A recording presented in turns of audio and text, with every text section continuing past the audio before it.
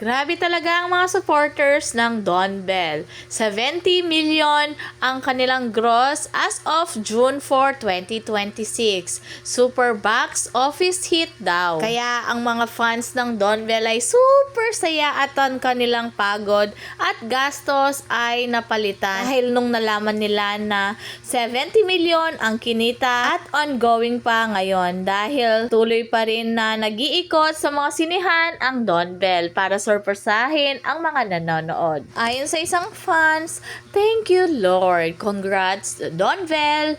Deserve na deserve, manifesting even more sales, more blessings, and even greater milestone ahead.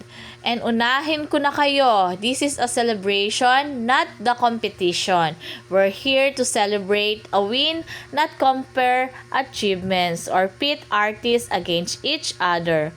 Congratulations, our free scrolling is free. And supporting your own favorite is free also. At may lumabas nga sa social media nung pumunta nga sa Casa Donato ang Don Bell at ang kasama nga nila ay ang kanilang director ay namataan na 12 AM pa lang ay nagsuswimming pa sila. At nakatupis nga si Beldon, sabi nga nila ay pinayagan ni Donnie dahil siya ang kanyang kasama. At dagdag pa nga nila ay ang gamit na towel noon ni Bell ay syempre kay Donnie. Ay feel at home noon si Bell.